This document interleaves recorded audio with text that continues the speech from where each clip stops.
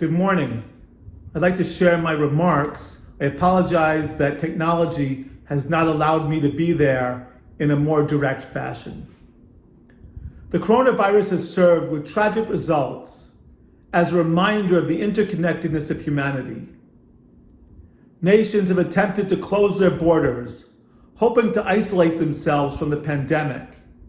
Yet like a steamroller, people, especially the elderly, in nation after nation, have suffered the effect of this deadly virus.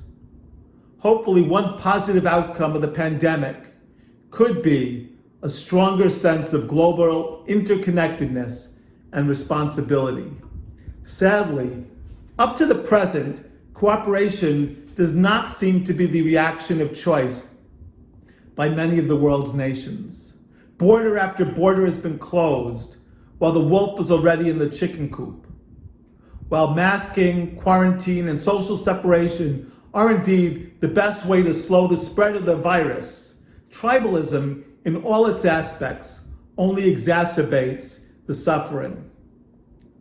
There has been a significant rise in bigotry and attacks against Asians across the globe, and the wealthy have also been prioritized in the unfair distribution of testing and also of treatment.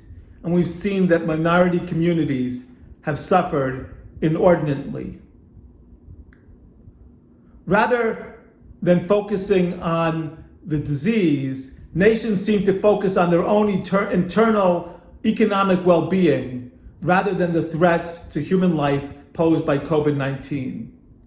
And the virus has been utilized as an excuse to strengthen political agendas which have little to do with the slowing of its spread.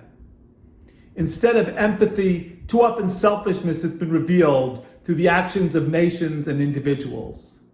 This virus and the fear it engenders will only be defeated when the nations and peoples of the world come together in cooperation, taking joint responsibility for the world in which we dwell. It is precisely a crisis such as this where the world religions can be at their best, can be at our best, as individually and jointly, people across the globe reach out to those who are suffering and those who are questioning why we face such times. Let us, however, be tentative in offering answers, as these are most often facile and appear self-serving. There's the temptation to explain away suffering of the innocent by connecting it to one of our particular religious agendas. We need to avoid this. Instead, we should be quick to offer words and prayers of hope and comfort. We should be there for the suffering with both physical and spiritual support. We should speak out with empathy rather than selfishness. Yet, as noted, COVID-19 is a worldwide crisis where adherents of every religion and no religion are threatened. All humanity needs comfort, and for those who seek solace in the divine, that comfort can best be provided as world religions join together, as we join together in this service today, offering our unique prayers of unity, healing, and hope. Such a unity of purpose was demonstrated not long ago in Tokyo by a virtual interfaith service hosted by the Tokyo Interfaith Council and joined by members of the Edmonton Interfaith Center for Education and Action and the Interfaith Leadership of Council in Detroit. 11 prayer leaders representing diverse religious traditions, Protestant, Catholic, Latter-day Saints, Buddhist, Sikh, Jain, Jewish, and Baha'i, from 3 countries joined together on their computers for an evening or early morning of hope and comfort.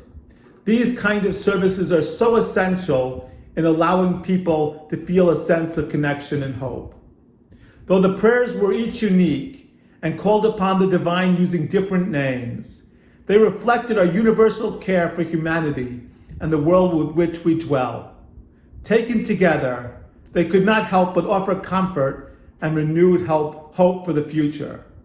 It is just this unity of purpose which transcends but does not erase diversity.